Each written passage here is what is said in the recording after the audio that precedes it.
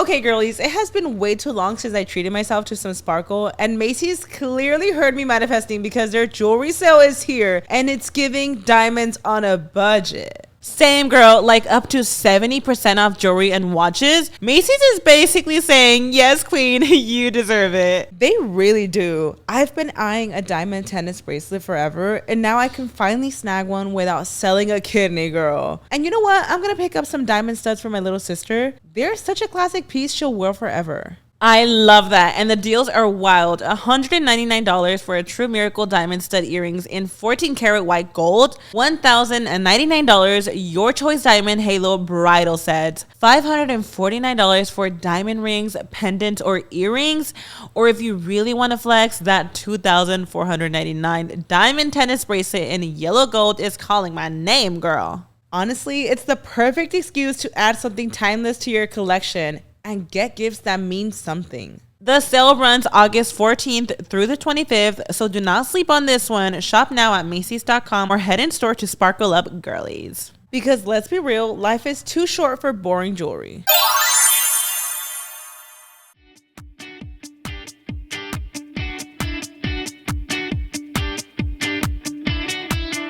What is up, y'all? Welcome back to Chins and Giggles. It's your girl Mayra and Karina. What's good, y'all? Today I have my Grinch cup. I'm living for the seasons. You know what? I haven't made up my mind. I have my fall blanket, and then I have my Grinch cup and your Valentine's Day pillow. Oh my gosh, I just have all the seasons, don't I?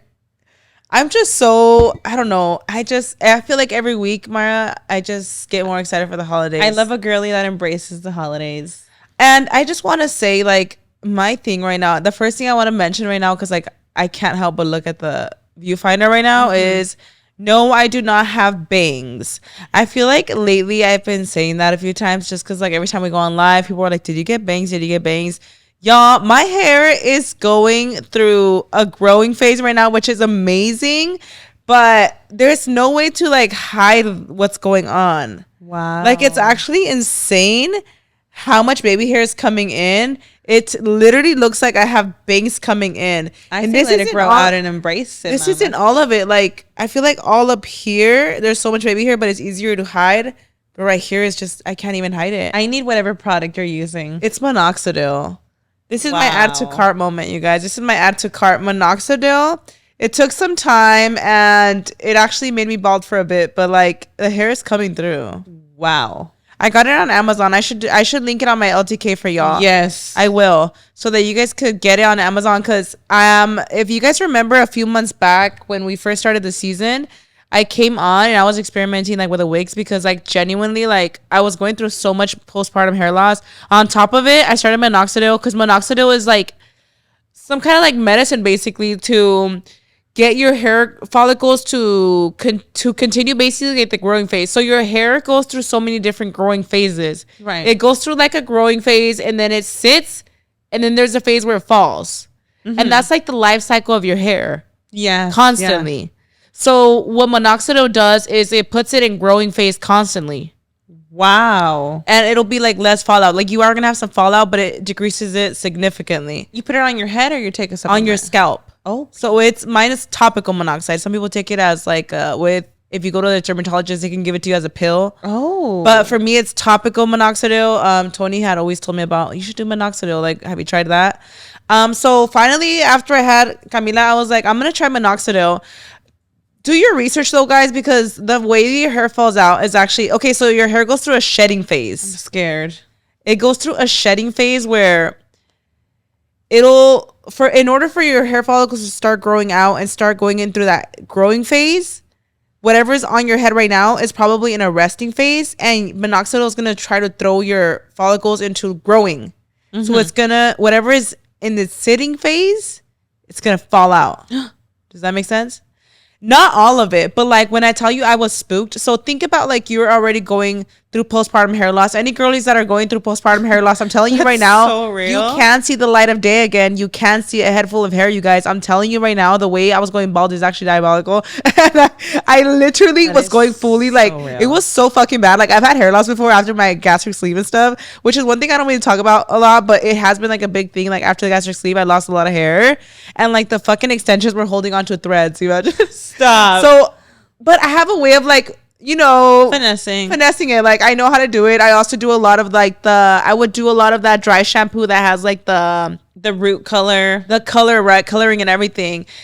So then I was like, fuck it, I'm gonna start minoxidil after I started losing hair postpartum, and then boom, starts falling out even faster. Stop it. And then I do research, like, why is my hair falling out with minoxidil? Mm-hmm. And then I go into this like rabbit hole of how there's the dread shed, they call it.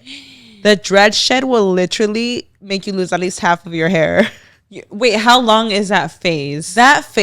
So for like 2 months or so, you're just losing hair.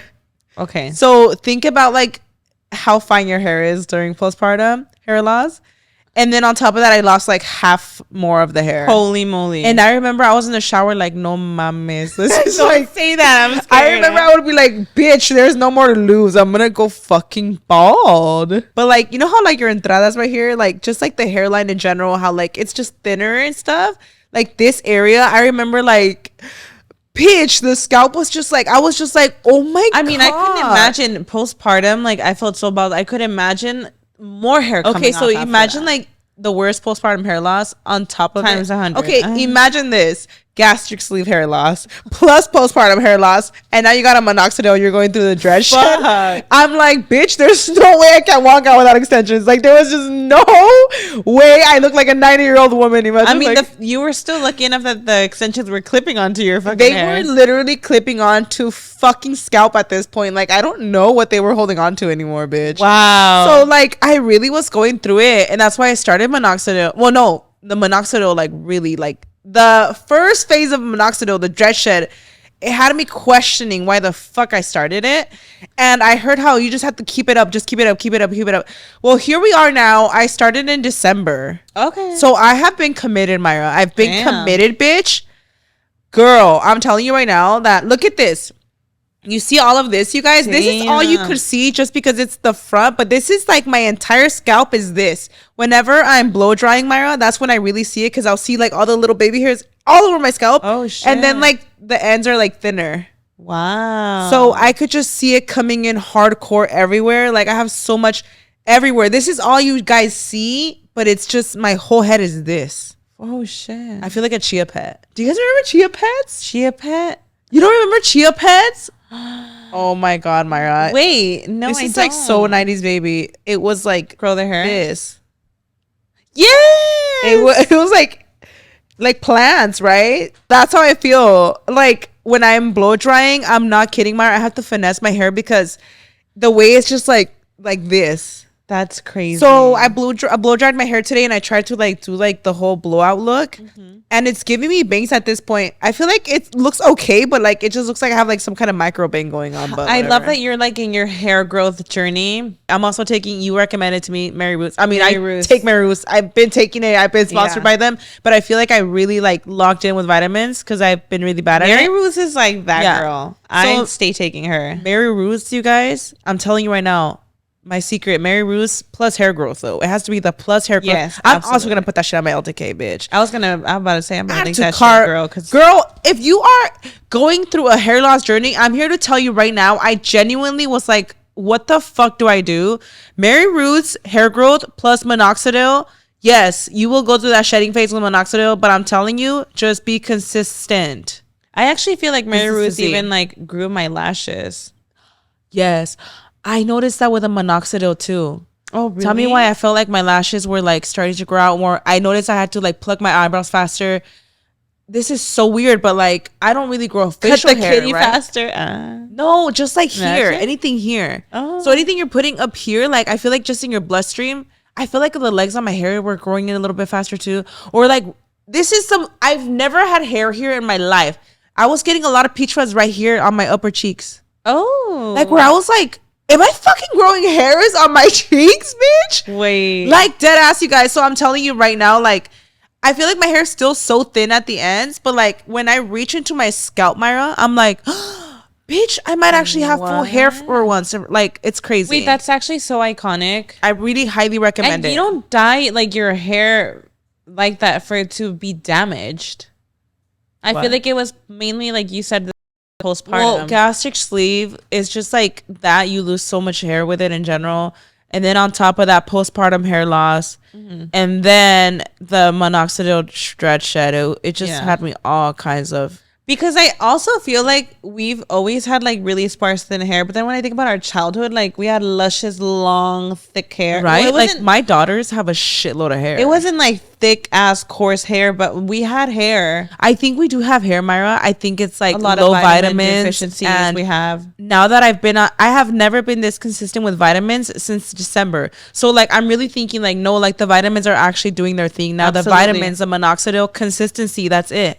That's how I felt. I've been taking that every single day. But right now it's just like in that bang phase, like in that micro bang phase. I feel like in a couple months it's really gonna blend out and like do its thing, think you know? Once it grows out, I think even right now I would be cutting everything around that area to make the bangs because it looks so good. Well, they're a little short right now. I feel like if I chopped everything else, it would just look like blunt. Give it another month. I think you should embrace the bangs. Speaking of like hair thinning out, bitch, like, oh my gosh, I want to get an input on like what the blonde girlies feel, because I feel like I'm never going to be able to grow out my healthy hair if I just keep bleaching my hair. Don't tell me. It's like bleach blindness. When you go blonde. You are not bleach blind. It's a thing. When girlies have their hair so damaged, but they still want to have it like that. You do not have bleach blinders though. Your hair is not damaged like that. You're talking about fake hair on my head though. Like, this is not my hair. You're like, take these off. I have 3 hairs on my head. Take these off my head and I'm nothing. I literally, when I tell you guys, I am so bald right now. No. Mind you, I was getting a lot of postpartum hair growth back after. So I decided to put bleach into my hair pretty early on postpartum, but it was very light. Even my hairstylist at that time had told me I needed to start very slow, a lot of finessing with extensions. That's kind of when I started going brunette.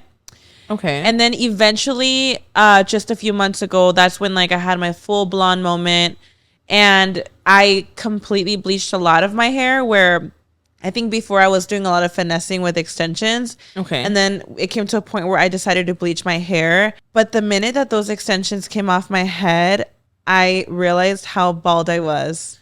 Do you think there's a chance that extensions could have done it, or do you think it's the bleach? Like, do you feel like it's the bleach? I had an idea, like, when I got my hair bleached, which they did such a good job in lifting color off my hair, because I feel like I had black in my hair. Oh. I think. Well, I think I had box dyes in there. Mayra. So it was really hard to like lift, but they did a really good job to bleach my hair. But I think for me, that I was postpartum, I was barely getting hair, you know, my hair was barely growing back. And every single day that I take my hair extensions off, I'm reminded of how bald I am. Like, I have never, I think in my life, have been this bald. Even postpartum, I didn't have this little hair on my head. So I would do it, queen. Yeah, and like, I love my blonde hair. I feel like I have my eras where I want to be blonde. I feel like a lot of blonde girlies usually embrace it for the summer. I think fall coming in, like, I'm telling y'all right now, I might go back brunette. But like, isn't that the beauty of hair? Like, you go blonde when you want, you go dark when you want. Like, I'm not gonna be fucking blonde my whole life because I like bald, being blonde. You grow the hair back, right? You know. And that's what I'm mad about. That I go back to my phase where my hair is finally glowing, and then like I fry it again to the cycle. Damn. You know what? I do remember there was a time like where when I was going bald, I remember like your hair was like coming in so hardcore, and I was like, oh my god, Mayra, what the fuck are you doing? And you were like, Mary Ruth. You were telling me about Mary Ruth. Yeah, no, and Mary Ruth has always been that girl. She works incredible. She keeps my nails strong. She keeps my skin good. She keeps my hair good. I don't swear more for any product than Mary Ruth's, like, because they have the specific. Have you tried their actual like plus hair growth? That's the one I'm taking. Oh, okay. That's the one I've been using. Yeah. I love it. I swear by it. Yeah, I think like just being blonde, that's something that I have to accept, that it's like you are willing to have blonde hair, finesse it with extensions, but you know deep down inside that there's only 3 hairs on your head. Are you really winning at life? You know what I'm saying? You're like, how worth it is a blonde? How worth it is it when I'm looking like a fucking rat without it? No, Mayra. You're okay. It's a look. I need to. You saw my hair, girl. I know damn right. I mean, honestly, though, that's so real. It's pretty damaged. So she's like embracing it for now, but she got to go eventually because I will end up bald. Okay, I love that. I mean, I love that. It's crazy. I'm sorry. I don't know. I'm just trying to hype you up. Like, I love that for you. Like, what? Right. Yeah. No, I really do love this hair on you, which is like queen. It's hard, I honestly love it too. So it's like you're ripping my artistic glam out of me, but it's okay. But I feel like you have been having that itch for black hair for a bit. But that's what it is. I feel like people think I have like midlife crisis, and it's like, no, like I just want to have girly change up her hair, like all fried there. Like, why? What happened? It's all fried. Like, what? Yeah. But you know what, Mayra? I will say, like, I would be honest. I would be so honest with you about that shit, because even like Jasmine, like our sister, like I'll tell her, like, Jasmine, you were frying the fuck out of your hair. Right. Like, genuinely, like I would tell you, I don't think your hair looks that damaged. I'm not bleaching my entire head. I think you could still save it. No, I don't even think it's at a crisis. It looks great. I feel like people would tell you too. I have to tell y'all, like, these bangs are 99% of this is fake. Like, it's not mine. 99 is crazy. Yeah, it really is. So if I came on here, I would like be just tell us. Draw the picture for us. Imagine. If I a fucking rat, I'm telling you. A fucking rat is crazy. Like, I literally had to tell Brian, like, look at my ponytail. My ponytail was like the size of a fucking ant. Like, it's so tiny. Oh my God, an ant is diabolical. Like, I literally think Noah's hair, like, if I grabbed it, is more than mine. Shut the I'm not even kidding. Up. I'm just telling you guys right now, an like, ant is the blonde, and you know, some people are fortunate to have blonde thick hair because it's just in their genes to have thick hair. Now imagine someone that was bald already, like, going blonde. It's just not a. See, I sometimes have a little itch for like a change in my hair. Right. Sometimes where I'll be like, should I just like try the balayage? Should I try red, or I don't know? I just think of random shit, right? But then I really tell myself, like, my hair growth journey is like literally the slowest shit there is. I cannot fuck it up. There's nothing else. You know what else? There's nothing else like Botox that's going to give you an identity crisis. Botox. You're right. So I just got Botox. Like, I love the idea of Botox. I love, like, when it finally, like, you're like months in and it's like fully kicked in. It's all worn off now? Huh? Oh, okay. Like when it's fully kicked in. Yeah. Like when it's like, you know what I'm talking about? Like, I feel like if you've gotten like Botox, kind of, oh my God, my hair. First like week, it does something where it's like at its full potential. So I think actually it's honestly, and it's not even bad, I'm just like in my head about it, but I think the first week, like, it does something where it starts lifting your face. And I think I'm at that point where, like, I can't pinpoint. I was telling Karina, I'm like, I can't pinpoint if I just want like a hair change or I just feel different because of my eyebrows. Like, I feel like naturally it does kind of a lift. So I can't pinpoint if I'm having an identity crisis with my hair or I'm having an identity crisis because, like, Botox is kicking in, and I just have to get used to the idea of, like, my face, like, lifting a little bit from my forehead. Okay. But I was very, okay, so the last time I got Botox, I really was, like, a little traumatized because my brows were, like, Angry Bird. Like, my brows were like this. Like, I'm not even kidding. You know, I'm going like this right now. I'm not even kidding. My brows like that. Like, the brow lift was just outrageous. The brow lift was a little crazy. It was also my fault. I kind of just let the nurse do what they had to do. This time I was very like, I want something subtle. I don't want it to be too lifted because I still want to look like myself. So I'm so much happier with my results this time. But I think the first couple weeks, the frozen look, right? The frozen look is what does it for me. But isn't that like what it's supposed to do? Right. Freeze your face? It does. But I feel like if you've got like Botox, you know, the first couple weeks, if for whatever reason, it's like, it just makes you look different. But I feel like that's kind of like what people go for, the frozen look, right? Right. But you know what? I feel like for me, I like the phase of when it's wearing off. Where it's like wearing off, but it's still enough to, there's a tiny bit of movement going on. I'm not gonna lie though, like, I can't sit here and tell you I didn't want it because that's what I got it for. Like, I love it. I just think naturally it makes it look a little different, so I have to like adjust to it because I really like how it's turning out this time. You know, like for me the scariest part about Botox is when it's settling and you're like when it's like frozen, and then when I smile, like I just look outrageous. Like this when I smile and then the brow lift, it just looks crazy on me. Yeah, I almost like feel like the last time I got Botox, I was so spooked by my frozen stage. That's there you go, the frozen stage, Karina. You know, the first weeks, everybody, I could tell when someone is freshly gotten Botox, there's something that happens the first few weeks that is different from the rest of the months. When you try to make expressions, or you laugh, or you cry, or you like, or you do anything, like everything else is moving, but like the forehead is not moving and the crow's feet don't move, right? If one thing that's gonna make me look fucking younger is Botox, and I'm still gonna do it, right? But I almost feel like I've kind of been embracing the crow's feet. I've been embracing the lines and stuff because I feel like I just got the last time I got him, I just looked so frozen. It was actually spooky. I feel like we probably got the same injector because I was like kind of going through a mad identity crisis last time. The way that people were even coming for me, they were like, "What did she do to her face?" What? Mm-hmm. Oh, and right. I remember, and even that injector, he was very about like lifting it. He was like, "Oh my gosh, like we have to give you a lift." Like he was, and you could tell when a nurse, like how they look, how they're gonna do it on you. And I remember he was very like lifted his brows. So I feel like he was giving what he had on himself, he gave to us, and not knowing that my brows already do that because they're microbladed. It was like times like 2, lifting. Mm-hmm. Honestly, like I'm really happy with my results. Like I wouldn't have gotten it if I didn't like it. Right now I just feel like it's the settling part that I have to like, okay, like but I love it. That's it's real. just, yeah. Okay, so let's jump into this episode, girly. I want to talk about the coffee shop with the marble table. Have you heard of that story? Yes. So a New Jersey Shore. Jersey Shore. It's crazy. A New Jersey mother, Katie Denman, shared a viral TikTok video that while waiting to pay at the Hazelnut Cafe, who gives a fuck where it's at because nobody's going anymore. Her 3-year-old daughter accidentally pushed a marble coffee table, causing it to collapse and shatter.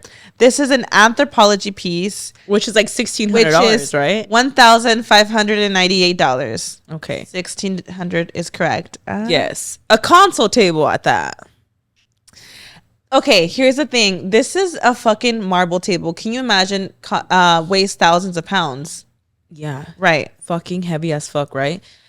See, the thing is, when this mom did that TikTok, immediately like I sided with her because I was like, first of all, like you go into a restaurant, things happen, like you usually would not expect to get attacked that way. I feel like the way that the owner came at her on the phone, because she spoke to the owner on the phone, right, and they literally held her hostage. She could not leave the restaurant until they got her ID, her credit card and driver's license, and told her that she was gonna have to pay for that, even after she immediately offered to pay the damage, though. Even if she, exactly, that's the part that I can't get across. Like that shit pisses me off because I feel like naturally as a mom, like if my kid does something, immediately I feel horrible and I'm like, how can I'm so sorry. Like, and that was how she reacted. She was so sorry, and she even told them like, how can I pay for the damage? Right. The fact that she was already so sorry and offering her help, and then they just tell her like, well, you can't leave until you pay, and holding her hostage, humiliating her in front of everybody. That's what I didn't fucking like. So there was footage released, like the daughter barely even touches the table. That is what had me fucking shook, Mayra, because I know how kids are. Like sometimes kids, like you go out with them and there's times where they'll be running around and you're like, hey, get over here, like come stand next to me, like just. She was sitting with her grandma. Kids are kids. And like initially when I watched the video, I was like, oh my God, poor thing. As a mom, I feel her. She probably, like you're thinking like kids being kids, they're probably running around and probably knocked something over, right? Just because like I'm a mom too and I know how kids are at that age.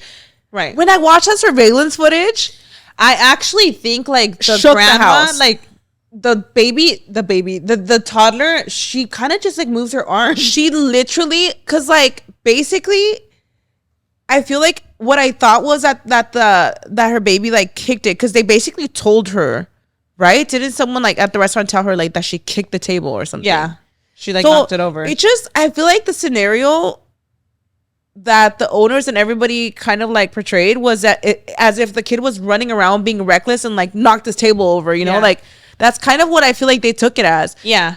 But then the good thing is that there's footage. So there's another video where there's like a few girls on that table and they're having coffee. Yes. And the table's already flimsy. The table's literally moving with fucking nothing, with like a little tap. Like the girls are like doing their thing. They're doing a video trying the coffee and the table's already flimsy. Yeah. My thing is though, like the restaurant obviously knew how dangerous that could be if it had fallen on someone. Somebody could have been amputated with that shit. Well, obviously they didn't fucking think about it, period. They didn't think about it. There was no thought about it by the tables. First of all, I did hear that they already changed out the tables, like all the tables in that restaurant. Well, no shit. Because holy shit, that could have killed somebody. That could have literally killed that little girl. Can you imagine that falling on someone? Falling on that toddler would have literally killed her. All bad. The way that they handled everything was fucking horrible. And seeing that surveillance footage of how the baby barely even taps it. Like, I feel like the way they were coming at the mom, right, was as if her kid was fucking running around batshit, like just fucking being crazy as hell. And the footage, like, I was already on the mom side, and then after seeing the footage, I was like, the way that y'all motherfuckers really came at this poor like mother, like I can't. They also denied it. They did deny it that was like not true, which is bullshit. Like, why would the mom even just say that? They were probably really passive aggressive with her and telling her the fact that they're telling her like that's a $1,600 table, like and all, just everything they were telling her. What's your take on this? Okay, because like when I think about toddlers, when I think about like even first of all, I think that everything to do with that specific table, every detail of this specific situation, it shouldn't have happened. First of all, like you shouldn't even have a table like that. It's a console table. Why do you have it just freely standing there?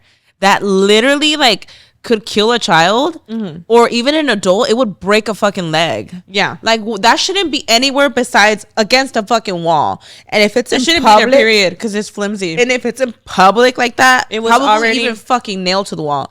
Like I don't know, like or attached drilled to the ground, something. So that should have not been there, period. Right? Like why is it being used as a fucking table? Like that is a console table. Yeah, that's crazy. It's literally like tall, slim, marble.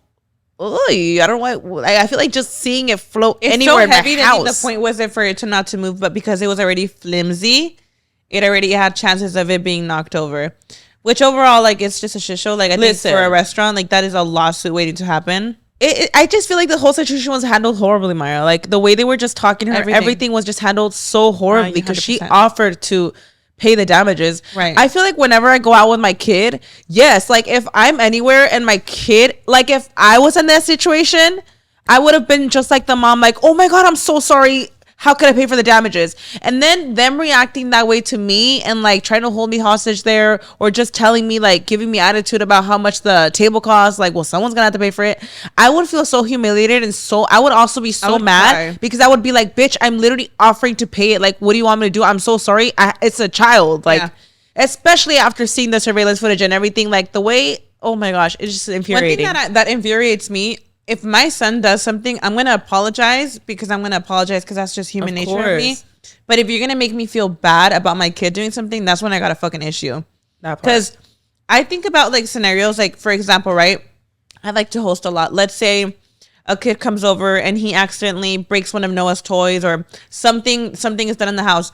I will never be the kind to make the parent feel bad for their kid doing something. If I go somewhere and Noah does something in one of my friends' homes, I'm going to apologize, but I'm going to feel a fucking way if you're like coming for my neck for something my son did.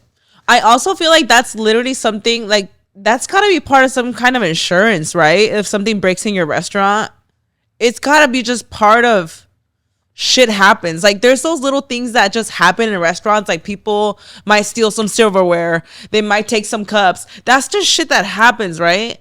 But like, with furniture too, I'm sure sometimes there's waiting areas where like a booth breaks or like, you know, like that is just part of it where insurance should cover it. So the way that they just show, like you just have it's literally just part of that bit of the business at that point. Right. So the way that they just came at that fucking mom, seeing how heavy, I feel like in general, like if I had a restaurant or cafe, whatever the fuck, and I had something so heavy like that and a child knocked it over. I feel like just looking at the scenario and being like, oh my God, that's so fucking heavy. That could have hurt that child. I feel like I would be so apologetic. Like, are you okay? The fact that nobody asked that child, like, are you good? It's just a shit show. Like, the way that everything was handled was horrible. Like, me as a mom, yes, I feel horrible. Like, I would feel horrible if my kid ever broke something. And like, you know, of course, if I go to your house and Mia breaks something, a lamp, I don't know, I'm just thinking, like, if she were to break something, I would feel fucking horrible. It's different if I were to be there and be like, don't bat an eye or nothing. And I'm like, oh, she broke something, you know, like, I'm not, you know, she's not there sitting there like, oh, my kid broke, you know. It's just, it was handled absolutely horrible. It was handled so fucking horrible. I actually hate and it wasn't even the daughter's fault. That's the crazy part. The video surfacing of that fucking table already being flimsy. I think that's the part that really infuriates me. On top of the way that they handled it, now there's video surfacing that the fucking table was flimsy to begin with. This kind of reminds me of just waiting for a little tap for it to fucking fall over. Some people are just so fucking like, it's one of those things where like they probably don't got kids and they're just being judgmental as fuck. It's one of those things they don't where got kids. They don't got kids. It's like the people that your kid's crying at a restaurant and they're looking at you crazy and it's like, baby, trust me, I don't want them to be crying right now. I'm super uncomfortable too. Like, don't fucking look at me like that. Yeah, that's so real. I can't stand that shit. Like, I will literally look back at them like, hello. Like, do you feel like if your kid broke something at a store, you should be charged for it? I feel like just naturally, I would immediately be like, I'm so sorry. Like, how can I help? Like, you know. Yeah. I think it depends. I feel like I would just naturally feel guilty, and I would probably say the same thing. Like, how can I pay for the damages? Of course. Like, I'm trying to think too. Like, if Noah broke something, I would immediately be like, oh my God, I would like want to pay for it, right? But like, and that's exactly what she did. Is the store gonna charge you? I feel like they usually wouldn't, because it literally covers by, like, usually it would be covered by insurance. Right. And I feel like they could have approached it differently. She literally said like, I'll pay for the damages. They could have been like, oh my gosh, is she okay? I'm so sorry this happened. Thank you so much for wanting to help. You know, like we'll talk this out or whatever. Yeah. Oh my god. I don't know. It could have been so different. It was handled it terribly. In every possible way, handled absolutely horrible. She needs to sue them. Because that's crazy. Okay, so next topic. This is actively going on right now, and it's literally all I'm thinking about, because the minute I saw this come up, I just did not buy it. And you tell me what you think about it. You heard about the 7-month-old that's missing?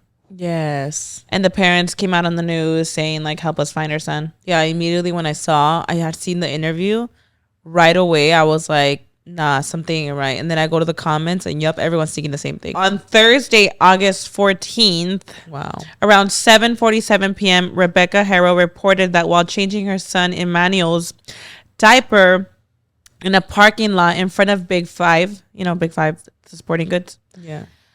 In Yucaipa, California, she was allegedly attacked by an unknown man who said "hola" and knocked her unconscious. The moment that she said, the man said "hola," immediately I knew what the fuck she was doing. The minute she said that, I was like, I'm not buying this shit. Like, so, and she has, mind you, she does have a bruise on her eye, which, listen, I just gotta say something. If it was not for the detectives on TikTok, if this is what I love about our community, because they're out here putting pieces together. Like, the way that they've solved fucking cases, and I think this is another one that they're going to fucking solve. Yes, 100%. Is crazy.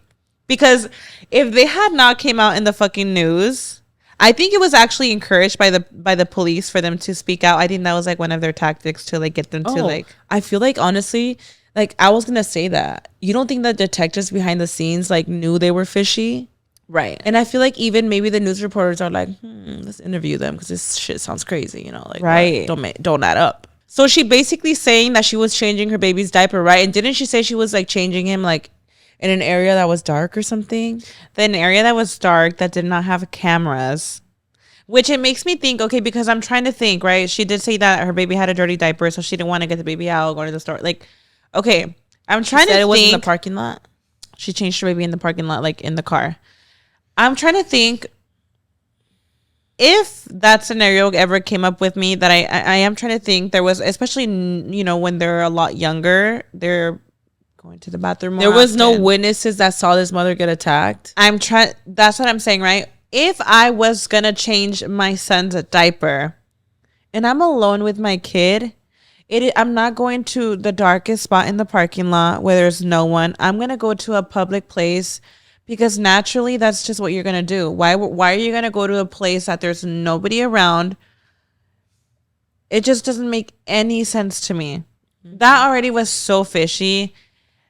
And also, if it was not for the detectives on TikTok pointing out that her bruise looks much older than the timeline she's saying. And this is what I love about our community, pulling up history that the dad was actually arrested in 2023 for something that he did in 2021 for child abuse. A coworker, also an ex-coworker, came forward and said that this dad had actually beat up one of his kids so badly that he caused permanent brain damage. And also, aside from the 7-month-old, and we don't know who he's talking about, right? Because also a lot of people are saying that her son looks like a baby shaken, like a syndrome victim. Okay. And that is something that stood out because obviously, you know, they're saying that this kid does have disabilities. So some people are saying like he actually looks like he has baby shaken syndrome.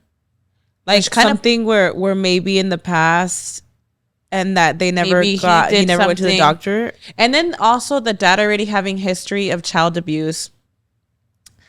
The way also, I mean, this is why it's so clear. It's clear as water what's going on. This is why it's so important to look at details.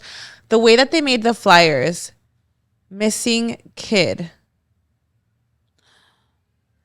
The way as a parent, why would you make a flyer that says missing kid? That is your 7-month-old baby. For you to just have missing kid, the detachment from just having missing kid, like as a third person, that even like itself was something so good that people pointed out, because even myself, it's not something that I immediately noticed. But you're making this flyer and it says missing kid. The way I'd be so as fucking a third person almost angry that you're even displaying it as like a missing referring kid. to them as that's like your child. Missing. Like That's your child. Clear as day what happened. And the crazy part, as a parent, I don't even, the way that sometimes I have to remind myself that Noah is not a baby, he's a toddler, because I always call him my baby. For missing kid to just be it's a lot of things that you have to put together that are not making sense. I feel like, everyone has their own theories. Like, yeah, and I do believe the theory of that the dad harmed that poor baby, and he's harmed that baby in the past, and this woman is covering for his ass, is what it sounds like. Mm-hmm. It sounds like she's covering for him. Like, I just hope that they both get fucking arrested soon, because we're literally seeing this unfold in real time. No, and now they have like K9 searching for his body, or searching for Emmanuel, period. Aren't they like digging up in their backyard? Yes. Because, so the parents eventually, they were not cooperating like with the police. Okay, so now they lawyered up. So because of TikTok and it going viral, now they don't want to cooperate anymore, right? Now they don't want to speak anymore. Yeah. But they did find traces of blood in the home. Blood? Yeah. So they're trying to see if it's Emmanuel's blood. So that already is like, God. What the fuck? They found traces of blood. Oh my goodness. Yeah. So now they're like searching for the body, because they obviously think that it was a parent's. It's just like, to me, like the history, right? Or also the brother that like also tried to hide. He's in jail right now. So the one of the brothers is in jail for murdering his wife, and he was trying to cover it up. So like he's doing time for that. So like the history of that family, I believe it's the brother of the wife. So now, correct me if I'm wrong, I believe it's that. If not, it would be the brother of the husband. But he's actually in jail doing time for covering up, like, unaliving his wife. So it kind of seems like the more you dig into the family, everything's like batshit crazy. Especially the history of like the coworker coming forward and saying that the dad did so much damage to one of the children that it caused brain damage. And we don't know if he's referring to the baby. We don't know who's he referring to. And now people are connecting the dots. What if that was something that just stayed in the family and they never went to get diagnosed with any disabilities after being hurt by him, or vice versa? Like, you never know, like, why he even had what. Yeah, like, Yeah, it's so much information. So the police, I'm just catching up. The police obviously is now saying that, like, well, from the beginning, their story was so not adding up. No, so they obviously do not believe them. And I think like there's a lot of different pieces of speculations that people are saying, like, what is the mom possibly a victim? And, you know, because she does have a bruise in her eye. Someone else also came forward that she was seen with that bruise before the incident happened. Oh my gosh. Right. So, well, they're actually saying she's a victim in that case, as in like as domestic violence, right? With that, but her covering is beyond diabolical for that child. That is completely different. You are completely wrong for that. Fucking wrong for that. You need to fucking go to jail. So that's what people are saying, that a lot of people are speculating that there's a big chance that he beat her up and her baby, and something happened obviously, and now she's covering for that incident, which is insane, horrible. It just like, I don't know. I think from the beginning, you know, when you're like watching something and something's just not sitting right, and you're like, everyone saw that and I was like, nope. I'm like, let me just finish watching this before the comments influence the way I feel about it. And I was just watching it. I'm like, this is weird as fuck. And what do you know? Open up the comments. Everybody's like, this is bullshit.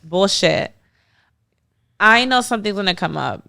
Everybody knows already. I feel like everyone knows that baby's not with us. Like, they need to find out. Like, I think everyone's in search of his body at this point. It's so terrible. You know, a lot of victims in cases like that, like victims in like domestic violence cases, a lot of times, you know, they are probably blinded by love, or, you know, they're trauma bonded where they stay. Yeah. It is so different. Right. When they're trauma bonded and they can't leave that. But when it comes to your kids and you're covering up for his ass, you're a piece of fucking shit. Like, you clearly love this man then you do your own fucking kids, and you both should fucking do time. Like, you're actually willing to. The fact that you're willing to defend this man over your child, you both deserve to rot in jail. That's absolutely terrible. It's fucking insane. You would hope that everybody's wrong and like the baby is found, but it obviously, like, it seems like everybody's suspecting something different. On a lighter note, y'all, moving on to the next topic. You know, we like to have our cackles here on the podcast. I did write something down that I thought was pretty funny on TikTok. I saw this TikTok that said, and you'll know, let me just get into it. The TikTok said, if you're not fat, I don't trust you. Right. Okay, right. You think that and you're like, what? So basically she just goes into like, if you were not fat once in your life, you're just not funny.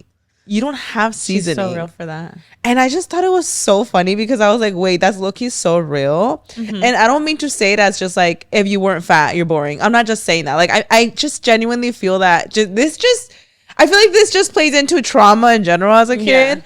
Like, if you didn't have some kind of trauma, whether you were bullied for something or whether you were, I don't know, like maybe not conventionally attractive, maybe, you know, on the chubbier side, whatever it was, maybe you were a little nerdy or whatever.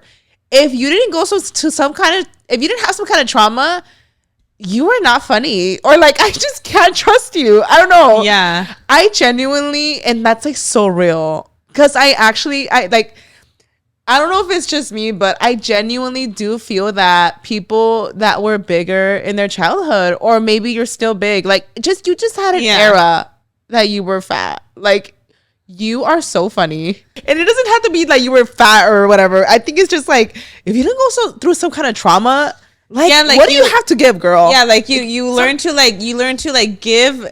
If you're not giving, like, you overcompensate for maybe not being the prettiest or maybe being thicker, and you just feel like maybe you don't have the face to give, but you have humor. Okay, or you have personality. Yeah. Like, if trauma did not shape your personality, you are so bland. There's people that are like, you know, on the chunkier side, and then like they get skinny and they're like not funny anymore. Oh my god, that's so isn't funny. that like a real thing? That is so true. I've seen it. Yeah, so it's like, wait, so do you feel like you lost your funny? Oh my gosh, what's going on here? Yeah, like, wait, so do you feel like you can't like crack jokes no more, or like, is it something that comes off just being skinny? Like, it's just a different like. You feel like you don't even overcompensate anymore? Like, what the fuck is going on? Wait, what does that even mean? No, but like that's so real though. I have a question. Like, what if you're fat and not funny?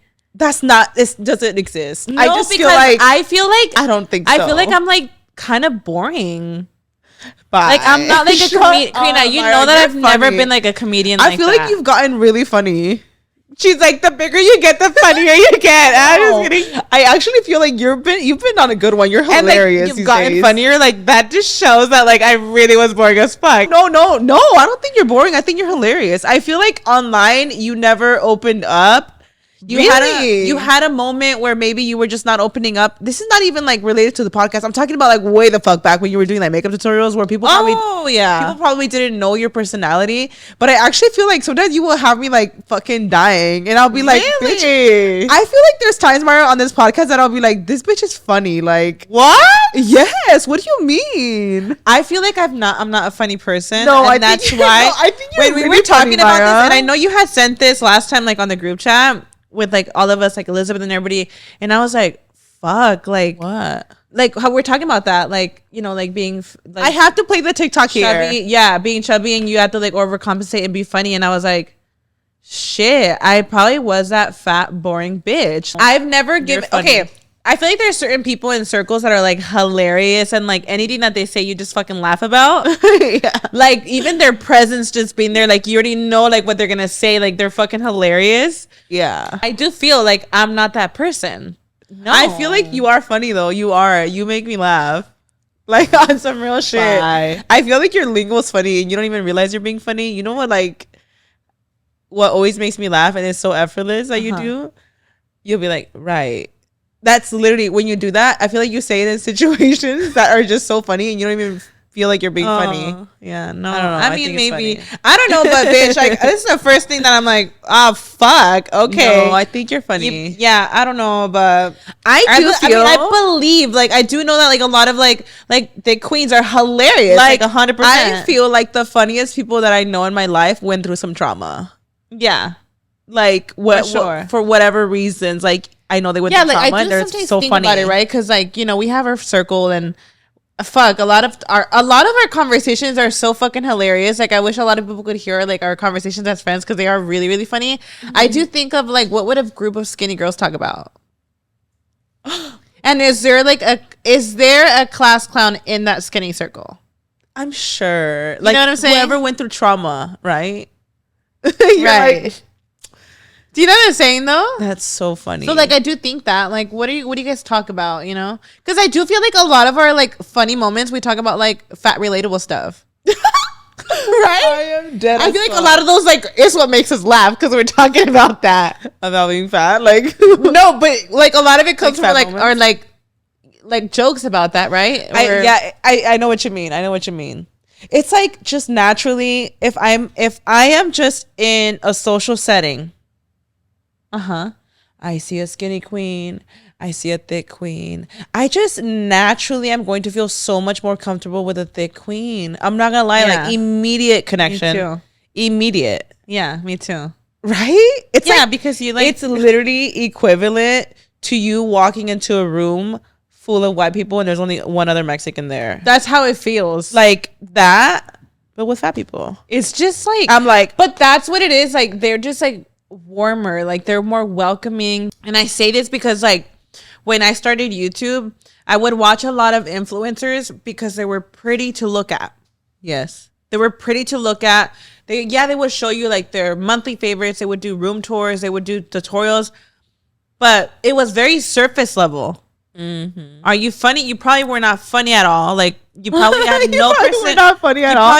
See, that's funny, Mayra. You were like not falling for like who they were. It was just how they looked. Even like from personal experience, going to beauty events. Holy shit, y'all need seasoning, because the way that like these relationships were so surface level. Like is anybody there? Hello? Like hi? No, like for real. I've met people like that. Yeah, I like have influencers. met certain influencers that I'm like, Is there anyone there? I cannot crack you to be a human. Like, I need to crack you to be a Oh my I need God, to see that's so human in fucking you. real. See, that's You're so real. perfect. Your image is so perfect. I could only talk surface level things about. Are you human? Do you shit? Like, is this a video? Is this a meet and greet right now? Put your fucking walls down. I want to see something. Right, like a little bit. Can I get a little cackle or something, bitch? Yeah, I've seen people like that before. Yeah, but also like I think like us, like, because we've dealt with that. Like, we also see it as like, oh, like, only big people are funny, but when you get to like know people, like, I love funny in their own everybody's way. Funny in their own ways. I love meeting people that will just say a little joke and I'm like, oh my God, LOL, you're totally being like a human right now. If you went through trauma, the more trauma you went through, you're just like hilarious. Relatable. Like, you are so seasoned. Yeah. Because I could meet a skinny queen I and be like, you're beautiful. You're actually so funny too. I also actually really love dark humor. Like, if you're someone that's going to cackle at like your traumas. Oh yeah. Like, I'm like, oh my God, you're so fucking real for that. And you're just like making it into a joke. Like, yeah. I just love people like that. Yes. I don't know. Like, if you just laugh at your own fucking. Yeah. Like, so I feel like I take back. Like, I feel like I've met like a lot of people, like, for sure. Do you feel like growing up, like, you felt like you had to overcompensate for something, so you had to be like funny, or vice versa? My hair looks fucking crazy right now. Do you feel like on a personal level stages, yeah, like my life, because I feel like I mean, feel that shit that's to the why core. I also feel like most of my adult life I was like overweight, because I know like I did go through certain teenage years where I was like not considered where you're overweight. like, all I had to serve was this face. Bitch, bye. Yeah, I have to be so real. I feel this to the fucking core. But you've always been hilarious, Karina. No, because I really feel like as a kid, I had to overcompensate and be like, well, I'm fat and ugly. I have to be hilarious. No, and you know what? You've always give comedian, but I don't think it's because of that. I promise you, as a child, you know what you're giving and you know what you need to overcompensate for. Holy shit. You know it and you feel it. So I'm starting to think you didn't have that issue. No, Karina. Because you feel it, you're like, okay, I want to fit into this circle. I got to be a little funny or something. Like, you feel to overcompensate, and that just like shapes you. Yeah. It literally shapes you over time. And maybe I wasn't so self-aware about it. Like, I need to be funny, LOL. But like, if you're in a group setting, like, maybe your looks are not what's standing out. Like, yeah, I'm gonna crack some jokes or something. Like, it does shape you over time, 100%. Yeah. And that is what's gonna make you stand out. Like, over years, I feel this shit to the core, 100%. Yeah. Yes. But you've always been funny. And I've always been fat. No. So there's that. I remember being fucking, well, maybe after the age of 6. No, I've been pretty big. Like, I've been pretty big almost my whole life. But I feel like in your school, I feel like childhood is a big part of shaping your personality. I think that's why too. I'm like, fuck, that's what happened to me. I think you're actually genuinely really funny. That's the issue here. I think you're actually hilarious. But I do feel like, maybe middle school through high school, you were just serving looks and you didn't have to serve anything else. That's so terrible. It's not. Some people are like social butterflies. So you're like, either I'm going to be social with people, it's going to be one way or another. For me, I've never been like a huge social butterfly. So for me, like, my relationships were very like not surface level. Like, my relationship was like, I had one best friend in high school. Like, close best friend. You don't have to be social to be funny. Deep conversations. Like, I'm like the kind that overthinking it a little bit. Yeah. Because I'm sure you and your friend were fucking cackling behind the scenes. You don't have to be a social butterfly to be funny. But you know what's actually hilarious though? I was shy too, but like with my friends, I was probably funny. No, but this needs to be studied, because I had classes in high school where I was a class clown. Oh, really? And I had classes in high school where I was like silent. Oh, that's real. That needs to be fucking That's so real. Studied, because what the fuck? This class knows me as this class clown, and the other class is like, this girl doesn't talk. Okay, see, you're saying you were funny, so yeah, you know what I fucking was. I think trauma genuinely shapes a person. Like, I don't think it's necessarily that. Do I believe when we say like, if you were not fat at one point, you're not funny. We're not being literal. I just feel like in general, like, it's a funny blanket statement. It's hilarious. Yes, like, you watch that TikTok and you're like, LOL. I do think some of the fattest. What the fuck was it? No, when I genuinely think about it, I'm like, when I saw that TikTok, I was like, wait a damn minute, because every hilarious person I met in my life, it has been fat or is fat, like, period, you know? And like, I just relate so much. Like, I don't know. Right. Like, I feel like as a child, I'm like, wait, that's actually so real. Like, that's so true. But it's just a blatant statement. I feel like it is. The deep root of it is like just trauma in general. Just, I feel like it's real. It seasons a person. I think it does. 100%. Yeah. I mean, it's like, there's a reason why, like, you know, they're hilarious. Like, there has to be something behind it.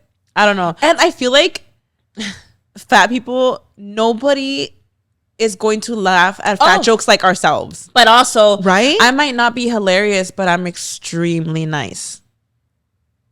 Oh. So like, is it because I'm fat, or is like okay, is it my personality? So maybe like our shape did literally mold our the way we. I'm thankful though. Like I actually like, I'm thankful for, because I feel like for the most part, every single person, like, not to like hype us up or anything, but like every single person, and I'm talking about friends, influencers, they say so many nice things about us. Like, you guys are so nice, you guys are so relatable, like you guys are so welcoming.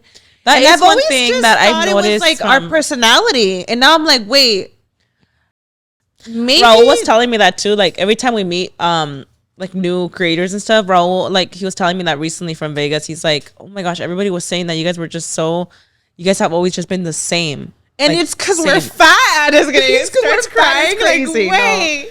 No, but I'm so confused. Wait, because now I'm thinking, I'm like, wait. No, but you know what? Some of the most beautiful people, I have to overcompensate? Be nice to you? Starts crying. It's not because you're fat. Like, I feel like I've met a lot of creators too that are just drop dead gorgeous and are the most sweetest people I've ever met in my life. Yeah. And they're actually like real as fuck. Yeah. Like the Murillo twins, immediately their walls are down. Okay, actually, that is a good example. We need to have them on this podcast immediately. Yes. You know when we should have them on? We should have them on for Twin Day, International When is National Twin Day? When is that? I forgot. We didn't have them on. We need to have them on. Okay, that is a perfect example, Karina, of like, they're drop dead gorgeous. Yeah, and they're super, super humble. And they're so humble, and they're hilarious. And yes, so I actually feel like, yeah, and I just want to give them their flowers because I feel like they're a good example. Like they are actually drop dead gorgeous, even prettier in person. I feel like every creator has amazing things to and say they're someone that you meet and their walls are down immediately, so welcoming. Like they're, because you do meet some creators where their walls are up. It's always hard, and you have to really like get in there to like get to know them. Yeah, them immediately, their walls are down, like super, super humble vibe. Like immediately, like queens. I love them. So I feel like there's just like, you know, like people have their walls up. Like that I can't fully. They're a good example of like they're such a good example that it doesn't matter like your image. Yeah, you know what I'm saying? So I'm like, I don't know, like maybe that's they so could tell you too though, like their traumas molded them into what they are. Yeah, you know what I'm saying? So it's like it's hard to tell. I don't know, but I just thought it was such a funny TikTok. I was like, that's so real. I mean, it's so fucking real. I feel like if I was like a 10 my whole life and I looked amazing as a kid and I didn't have to worry about it, I probably would not. I don't believe that entirely, because I feel like people have their personalities, and I feel like, I'm not even kidding, I feel like you've been hilarious since day one, Karina. And I've also been fat since day one. But even if you were, like, I just, your personality, like, we both have very different personalities. Okay, period. Karina is like, I don't think people like know this. Like, I feel like you are like a comedian. Don't know that. Okay, that's crazy. Like, wait, no, because I think to myself, like, but there was times like I always have this like thing in mind, this like day in mind. I don't know why. Like when I talk about how like you're funny, I'm like, oh my god, Karina was really like funny, like so naturally funny. But you are. I remember one time like we were like having like a Christmas dinner. You know how like in the traila my mom would do the parking lot like a dinner table. Okay. And I just remember like one time like I don't even know where you're talking family about. had come over, and you had just like said something, and you had us all cracking up. What the fuck did I say? I don't know what you said, but it was just the way I was just fat, and everything that came out of my mouth was funny. You guys were just laughing at me. It was just something you had said, and every time we talk about like how like you're just like freely funny, I think about that moment. I'm like, yeah, Karina. I don't remember what the fuck randomly I said. like you just know. I think you know what? Okay, I feel like I have this like thing. To be a comedian, you need to have some kind of talent to know things to back up right away. When someone says something, when you're talking about something, it takes talent for that person to immediately think about something that's going to fucking have the entire room laughing. Oh, like a quick comeback or something? Like a quick comeback, something that's going to just So like I get it because I feel like sometimes like even Brian tells me like how the fuck did you just think of that to say that? So I'm like okay, like I'll like give my flowers a little bit because it does take fucking talent, Karina. Adam. Oh, he's hilarious. Fucking Adam is the funniest person in the world. No, tell me why earlier today, I'm not kidding, I came across a Louis and Adam video. You know how they are so funny together? I saw a TikTok clip of like one of their videos and it said like Adam and Louis core. Yeah.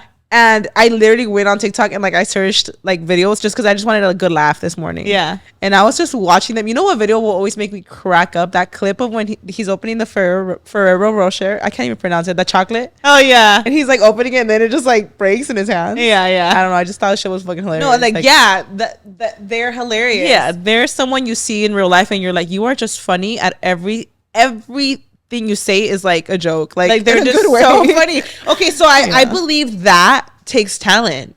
Yeah. Like Adam and Louis when they say a joke and they just keep on adding to it and they've created a whole storyline to it. I'm like, that is fucking talent. That's like actual comedians right there. Like literal comedians, right? Yeah. Because when you say like, oh, you're a comedian, I'm like, okay, no, I might just be funny in our circle. Like that's just, no. You know, but like something like that, like that's like next level shit. Like I feel like prime funny is that. Yeah. Like where they're not even trying. They're having a regular conversation. There's no reason to be that hilarious. And I love how real they are though, because that when I say like me and our friends have these crazy conversations, it's very that core where we talk about one thing and we're adding so much to the story. It's so funny. And I hate when I can't do that with like someone who's not in my circle and then I try to be funny about something and they're like, I don't get it. I know who to be funny with. Yeah, there's certain people that I'm like, fuck, you're just gonna like, I can't be funny with you. Right. But that's where I'm going. I hate when I want to talk TikTok lingo in a friend group that probably doesn't understand it. And they're like, I've never seen that TikTok. Right. I'm like, I know. Do you have a fucking phone? Like, what's going on? I know. But that's where I'm going with it. I feel like it takes talent to be funny. Okay. Like you gotta have quick comebacks. You gotta have takes talent. You gotta have the right word to come in right through quick. Like think about it. It's like that takes fucking talent. That's hilarious. Yeah. Okay, to wrap this up, we're gonna play a little game. Girl core scenarios. So is it like who's most likely to scenarios? Basically. Girl core. Okay. First one. She orders food, complains it's wrong, but still eats the whole thing.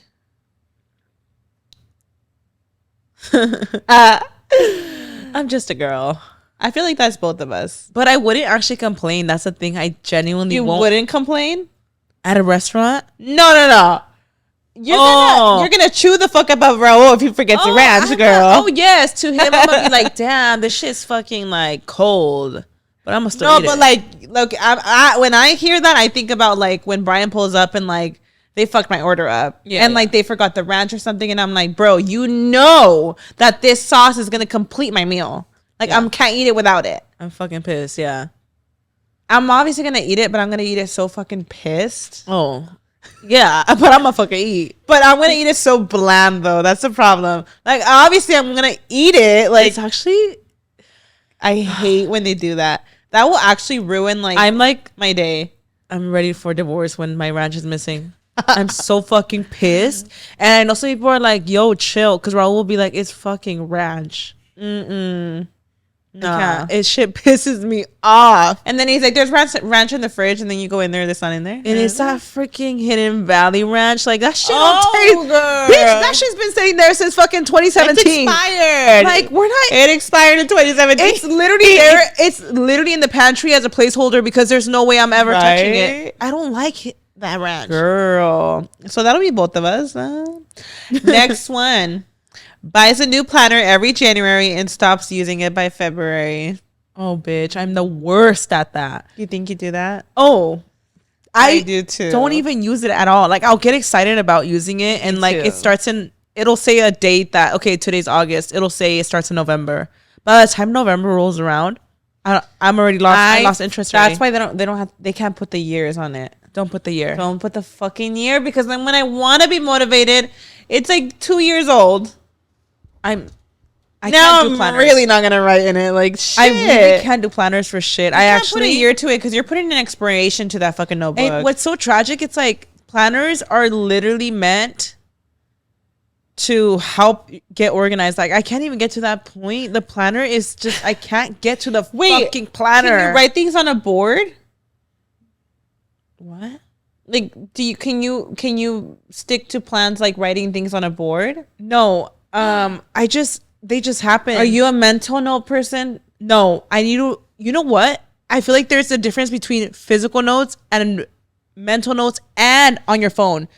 Writing notes on my phone, this is the thing. Writing notes even in my phone, they don't do shit for me.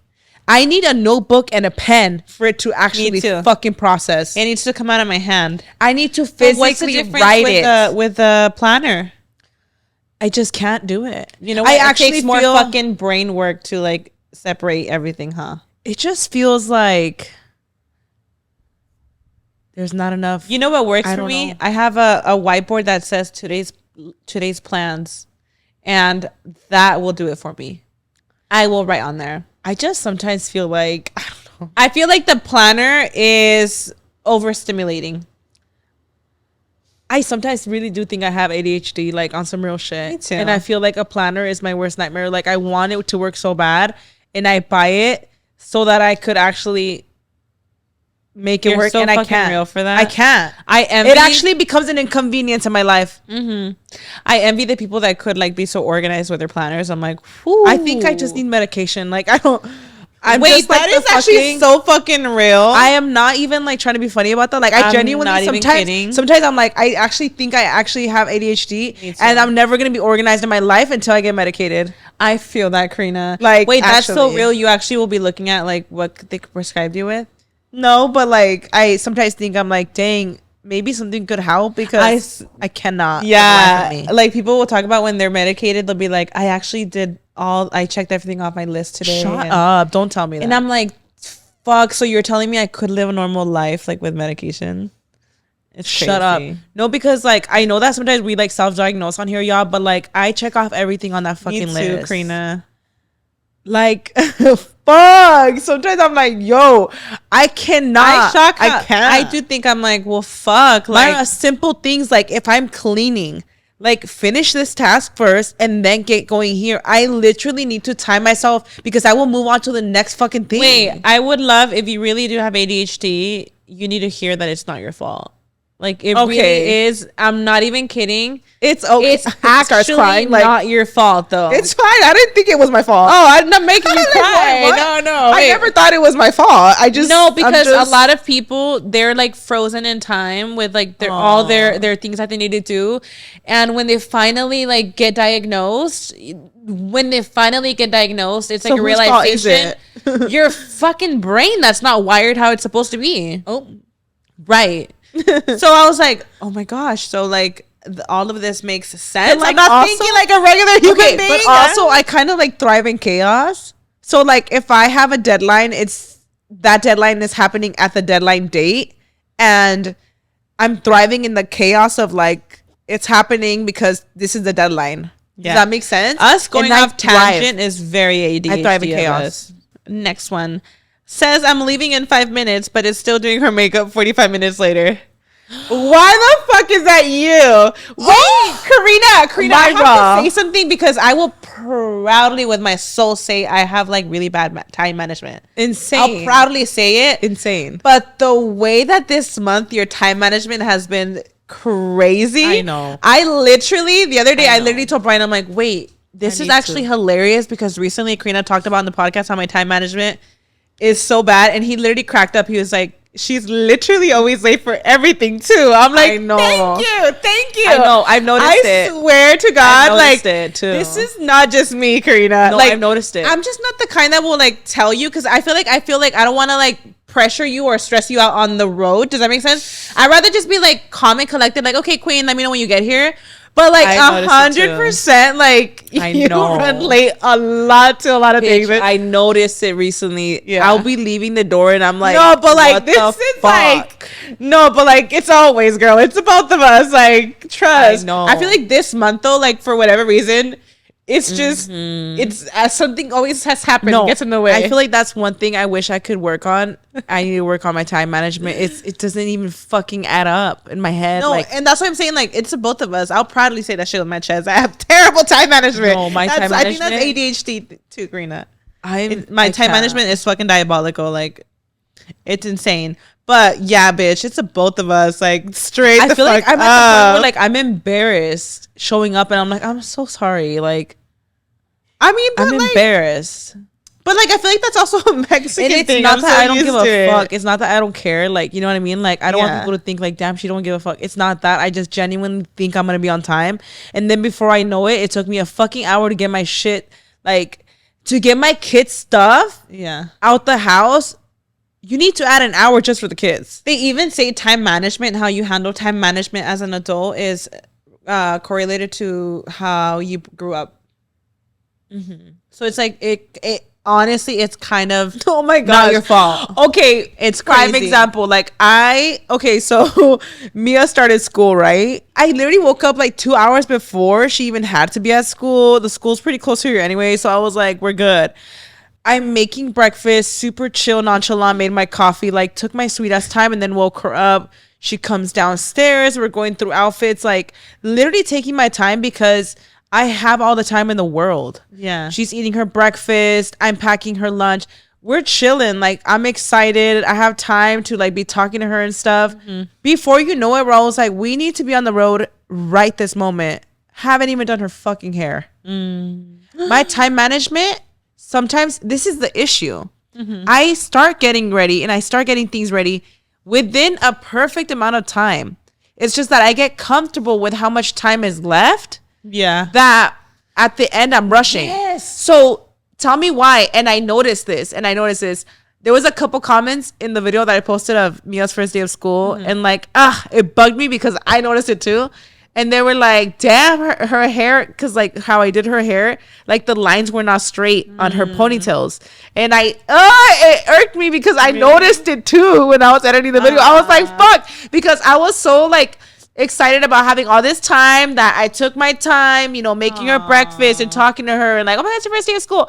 That when it came down to it, I was like, oh my gosh, we have 5 minutes to leave the house. I did her hair so fast. Yeah. And that fucked me up because it was the last step to do was do her hair. Okay, that's so real. That's how I am, Mayra. How many times has that ever happened to you? You're like, I have 3 hours to get ready. Guess what? I'm going to take 3 hours to get ready. For example, like, when you invited me to the beach, right? I thought I for sure knew. I was like, you told me like, we're going to head to the beach right now. Like, do you want to go? I was like, oh shit. Like right now. I was like, okay, that's fine.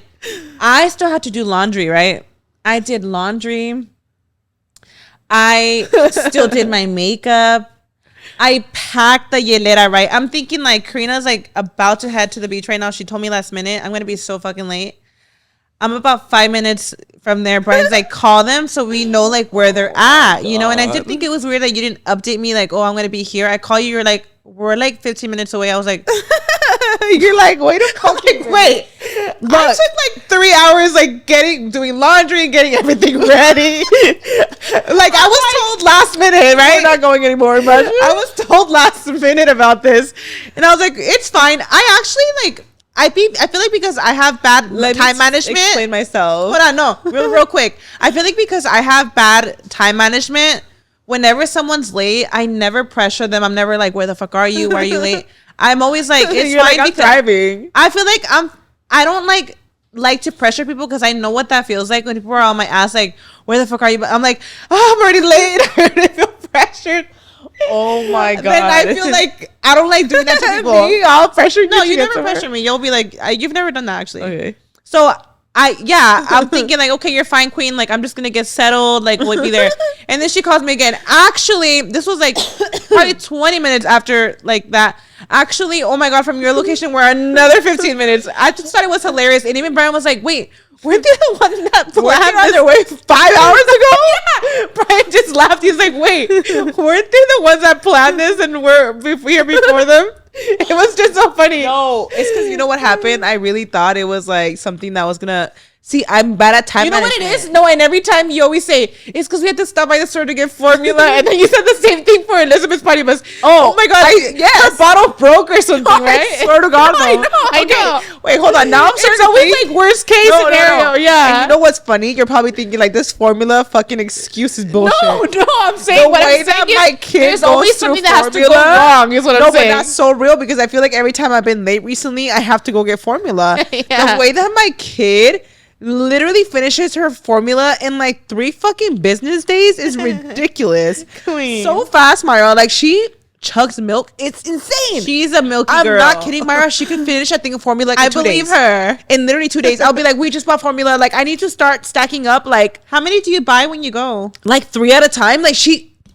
in a week. Se acaba. Like so fast. This girl drinks buying the cases, girl. Every single time. I'm not kidding, Mayra. Like every 3 hours, 8 ounces. Like she chugs formula. She chugs her milk so much.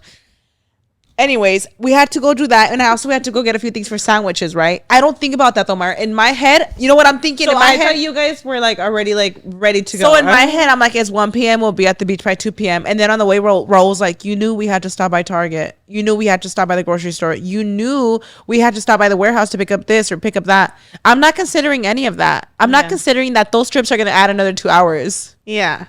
I'm not considering that getting my kids ready is going to take another hour. Yeah. I'm not considering that. So I assume when you said we're gonna go to the beach right now, I thought y'all was ready to fucking dip. Imagine. I didn't think it meant. No. I just planned it right now. No, when I told you that, I was literally making breakfast. Fucking queen. Honestly, you're so real for that. I actually love that like ADHD people. Me thinking we have ADHD. I love how we're so last minute. Like, I want to go to fucking Raging Waters in that moment, like, we're going to go right there at 2 p.m. Oh, I plan everything super last minute, and I love plans. Like, I love being spontaneous like that. I love spontaneous And this is crazy because we're still playing this game. Oh, my gosh. Okay. Saves 500 TikTok recipe, but makes the same pasta every night. I actually really love experimenting with food. Me too. And I love a good recipe on TikTok. This one, well, it's kind of hard to tell because sometimes, like, I'm not gonna lie, there's moments where I do go grocery shopping and I'm like, I saw this video where it was like the veggies like screaming in the fridge, like knowing that they're gonna rot. I was like, stop. That's actually so sad. No, but there is one thing that like will never rot in there. It's like I will get a bunch of tomatoes and just a bunch of chiles and shit. Tomatoes are always never gonna rot because you make them with absolutely like chiles and everything. Stuff, you know? Yeah. But there's definitely shit sitting in my freezer. Those frozen veggies in my freezer have been there since 1998. Like dead ass. They're so fucking old. That's so real. But I do love a good recipe, like for real, for real. The other day I was cleaning out my pantry and I literally found a bag of pistachios from like 2016, expired in 2016. No, I was like, how the fuck? Crazy. No, because that means that I moved into this house with expired fucking pistachios. I brought them from my last pantry into this fucking house. Do you guys like declutter your pantry often? Oh yes, we have to. Oh my gosh, yes. How the fuck did you find that 2016? I don't know. I'm guessing when we packed that shit up, like that's diabolical. Absolutely diabolical. Okay, next one. Text on my way while still in the shower.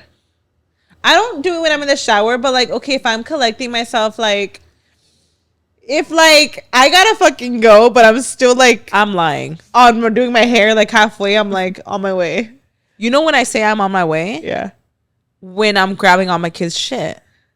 Right. I'm on my way literally means like I'm actively packing all my kids' stuff. I'm probably gonna take off in the next hour. Yeah. Yeah, I gotta call you to know if you're lying or not. If I don't hear that fucking car moving, bitch. Right? You know how you're gonna catch somebody? You gotta ask them, what's your ETA? Who, bitch? Because if they're not on their way yet, they can't. I think one time I asked you, I was like, what's your ETA? And it took you like a while to reply. And I think you replied once you got in the car. It took like 45 minutes for you to reply. Or like if Karina's calling me like to see where I'm at, like I'm not gonna pick up because I know she's gonna catch me in my lie, right? And then I'll call her like, bitch, I've been on my way. I'm like, barely. Oh, and then you'll tell me something like, oh, I'm almost done. I just need to do my makeup now. I'm like, wait a fucking minute, what? You'll be like, yeah, I just did my hair. I'm just doing my makeup now. I'm thinking like, we have to be there in 5 minutes. Wait, but that is one thing, y'all. I could do my makeup in 5 fucking minutes. Like a full beat. I could do a full foundation, mascara, not 5 minutes. I could do it in 10. Shot like a beat. What do I have? Like I have right now, yes. Oh yeah. I feel like I could do this pretty fast too. Like, but I could do a full foundation, contour, blush. What about mascara? Like a beat, lashes, the full night? I need a full hour for that for sure. Hair included? No. I need like 2 hours. I think for me, it's the time. I'm telling you, if I have to be ready in 20 minutes, I will make it fucking work. If I have to be ready in 3 hours, I'm going to take my fucking time and I'm going to be getting ready for 3 hours. Like, me hago pendeja. You know who humbles me with my time management? Brian. Brian is really good at time management. Like, really fucking good that I'm like, he'll tell me, like, he'll try to wake me up at this certain time. He's like, get up already. Like, in my head, I'm like, it's too early. Oh, snoring? Like what? I had to be up really early the other day for something. And Brian, like, woke me up. And I remember seeing the time and I was like, I could literally sleep in, like, 30 more minutes. And I'm so glad that in the moment I listened to him because the way I would have been rushing my ass to this location. Nah, Raul doesn't help me. He does not have good time management. He doesn't have good time management. Okay, that makes it hard. He will wake up 5 minutes before he has to leave the house because it takes him 2 minutes to get ready. Yeah. And he's not considering that I need 2 hours. Right. It's his fault. I'm like, he's not considering me. Like, get the fuck up, you lazy bitch. I'm over there all snoring. No, like Brian be annoying. He'd be like, he's thinking of like everything. Like he actually, that is one thing that I'm like, oh shit, you have really good time management. Like he keeps me on my, no, you would think he'd keep me on my toes. He actually does. He tries, but I'm just so bad. Oh my gosh, this one's so funny. Buys new workout clothes as motivation, but never actually goes to the gym. Oh, that's cute. Attacked. Wait, that is I so actually like funny. live in loungewear. I live in workout attire, and I haven't worked out in a bit. I have the perfect example. Like, okay, so I was in like my running era, and you know I have my Pandora charm bracelet. And Brian gifted me a little. Brian gifted me a little weight, like Aww. You know, for like working out vibe. And I was like, oh my god, this is like Mayra Core. Mayra Core runs 1 week is crazy. And tell me now when I wear that bracelet, the way I look at it, I'm like, because honestly, guys, like I fucking hate working out. Like I fucking hate it. I don't see nothing beautiful about it. I feel like you need to find the right. No, you know what works for me? I love dancing, and I know it sounds hilarious. That's a workout, but I will 100% like put me like if I need to get my steps in. I don't really count my steps like that anymore. But if I feel like I didn't move my body enough that day, I am putting cumbias, zapateado, whatever I have to put on to get my body moving. Need to find what you. That's like what I found. You like Pilates dancing. Was so fucking good to me, and I actually loved it. Yeah. I think that would be like what I leech on to if I'm honest. I would love to try Pilates. Yeah, I'm gonna be honest. I think hated fucking running. Full misery. Have you fully gotten into weightlifting or like weight training? I've gotten into it. I'm not obsessed with it. I'm gonna be honest. I think it's okay to say like I hate working out. Like I hate it. Yeah, that's real. I mean, I fucking hate it. I feel like sometimes you have to try something enough. You're like, I hate it. Right. That never works out. No, because I feel like I always hated working out too. And like when I've really got into like weight training, I feel like I actually, even now, like, yes, I haven't worked out in forever. I miss the pump of it. I do miss it. Maybe you need to find like you find like the beauty in it.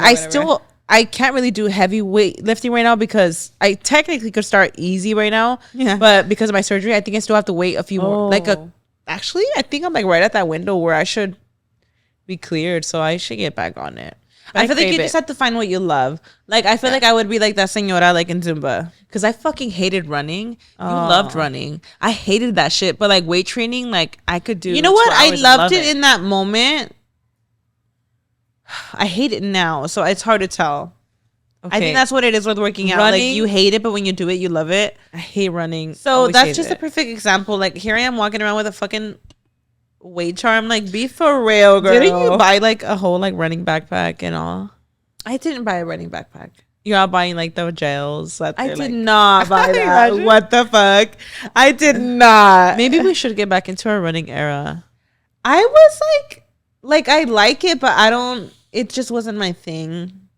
Like I feel like with things you have to find things that are your thing, and I I love to move my body with dancing and stuff, but like in Pilates, like I actually really did enjoy it. I feel like I would thoroughly enjoy. You couldn't pay me to be a gym rat. Like you could not pay me for that. That's so real. I just don't. But you know what's crazy? Like people are gonna think this is an excuse, but there's something so depressing about a gym. Like I feel like darkness. I also feel like fluorescent lighting. Bitch, y'all gotta make it better. No, but I actually genuinely feel, Mayra, like I hated the gym my whole life.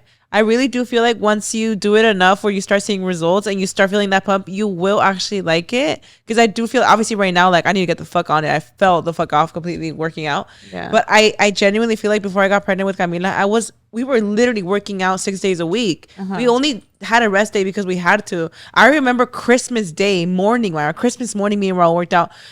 Thanksgiving, like we would work out even on holidays. Like you really do. You chase that rush of it, like the pump after feels so good. You will never regret it. I don't know. It sounds so cringy. I genuinely miss it. I got more of that. What are those like happy hormones? I got more of that with running than lifting for sure. Okay, last one. Takes 97 selfies but hates every single one of them. I feel like it just depends, baby. Bitch, if I'm not having a good hair day, you better believe I'm going to hate every fucking picture on that phone. Right. If I'm not having a good makeup day, I don't give a fuck. I'm going to hate it all. You know what I mean? It just depends, baby. Because some pictures, like, it's like on your good days when you're taking a bunch of pictures, you're like, bitch, I could post all these right now. Like, sometimes there's the good days, huh? It's just sometimes it's those good days. Like, who knows, right? Like, I feel this, Karina. I feel this for both of us. Like, when we be doing TikToks, we have to do like 1,000 fucking takes. Like, bitch. I mean, I just feel like I don't have rhythm. That's the TikTok. No, like in general, I feel like with anything, like, oh my God, talking about this, I think this is so funny. Like when you like, there was this thing that was like, oh, let me know if you like this picture, and they're like, I fucking hate it, and they like post it. I cannot stand when somebody just posts a picture of you, and I'm like, yeah, you look fucking amazing. I look insane. But you know what's crazy? That's how we feel about ourselves, right? We feel like we look crazy, and for them, like they just saw us and they're like, oh, they look fine. Okay. Do you know what I'm saying? Like, no, like I know, because there's times like say I'm like with my friends, you have to consider at least the other person. Like, do they look okay? Right. Of course. Because there's times where like everybody looks, bitch, if you're blinking in the picture, or if you're caught off guard, like that is so diabolical. Like, bitch, like at least edit my face off. Edit themselves and like everybody else, like they're super fine tuned, not a single flaw, not a pore. And then everybody else looks like super normal. I'm like, bitch, at least edit everybody else. Do you feel like when you post a picture, you have to ask your friends if they like the picture to post? Yes. Oh my gosh, I've done it like for sure. Like where like I take a picture of a group of friends and I'll post it. I mean, if I'm with them, like, for example, right? Like, I'm gonna be so for real. Like for Vegas, right? I posted like a bunch of pictures, and I didn't go personally asking everybody like, hey, are you guys? I saw the picture and I'm like, everybody looks presentable. We're all smiling in the picture. There's not somebody that's like with her eyes closed or whatever. Like, do you feel like that's rude? No. Like if I didn't ask, no. I feel like no. I just no. There's moments so like just like close circle friends, like if we take a picture in that moment, like if I'm with you right there and I'm gonna post it, I'll be like, what do y'all think? You know? Yeah, for sure. Yeah, obviously if I post it later, I might not ask. If I think you look okay, I'm gonna post it. But like if we're in that moment, like it's a story, I'm gonna ask you like, y'all like it? Cool. You know? Yeah. No, I get what you mean. Yeah, like if I do a selfie like for stories, like if you want me to do a retake, like I'll do a retake, like it's fine. Yeah. I'll probably tell you if I could do a retake too, you know? Yeah. I don't know. But I think it just depends. Definitely doing 100 pictures. And that's the thing. I think when you start looking at yourself too fucking long, you hate it. I'm a huge believer. I'll be taking pictures of you and I'm like, this shit is, you're going to love this. Well, as you're cackling, take it. No, just kidding. fuck? No, I'll be like, oh, she ate. I know, and then my picture's not cute because Karina would tell me, you're not gonna like this one. Because I know you're not gonna and like I'm it. like, shit. And then I look at it and I'm so humbled. No, I know your angles. And like, I know what you're gonna be like, I don't like this or that. What I don't fucking like is like when Brian takes pictures of me and I'm like, you know damn well I look like the fucking tank herself, imagine, and you are completely fine with me posing like this. Yeah, like my arm literally looks bigger than my torso. Why would you not tell me? And they just don't care or they don't understand. When the arm is like the angle, I'm like, why the fuck? And I'm just thinking like, they don't notice the flyaways. This is gonna go on Instagram. You know this is supposed to be content worthy, and you choose to snap that one picture and think that's the one. Like Brian doesn't understand that. Like if I want to take a picture, like let's say, right, I've never gone to Paris, but let's say I'm in front of the Eiffel Tower. You need to understand that I'm going to take about a few hundred pictures to get the one. Yeah. Brian doesn't understand like the significance of like the background. Everything. You know what Raul doesn't understand? Sometimes you just need to take pictures and it doesn't always have to be a pose. Thank you. Like, thank you. Take oh pictures. my gosh. Sometimes I'll be like, he's waiting for me to smile. Can you take pictures of me and the girls? And I genuinely mean like, just take pictures of memories, right? And he's like, well, look over here. I'm like, just take the fucking picture. It's supposed to be candid. Candid pictures are iconic. Right? Or I'll be like laughing with Noah, like trying to like pose. You're like, and I'm like, okay, can I see them? I haven't taken any yet. Oh my God. I'm like, the way you could have gotten so many candid pictures right now. Oh my gosh. But he's waiting me to like crack a smile to the camera. Oh my gosh, I hate that. I have a problem with men just not giving a shit about taking pictures. Sometimes Raul will be just posting to his story pictures of me. I'm like, why the fuck would you post that shit? No, like I think there's people that truly like live in candid moment. Like, do you ever have that when you go on your mad stories and you're like, why did you post that? I look so ugly. You've never had a moment like that? Yeah, of course. Because I'll just be looking at his stories. I'm like, who the fuck? Why would you think that that's good to pose? Yeah, I look absolutely insane. I think Brian got to the point of like now he knows to ask me, like, can I post this? I'm dead. Yeah. Real but anyways, like, girl, honestly, the disrespect is crazy. I feel like I when I tell you to take a picture of me, consider it all.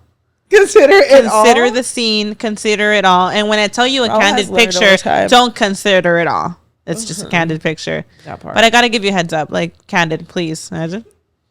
Yeah, I think this is a men thing though. Well, y'all, I think we chatted a little too long. I don't know how long. I actually love this chat. It's all 45 minutes. It's all 30 minutes. But I really hope you guys have a great weekend. Happy Friday or happy Thursday if you're listening. Thursday, queens. And we'll catch y'all on the next one, y'all. We'll talk later, queens.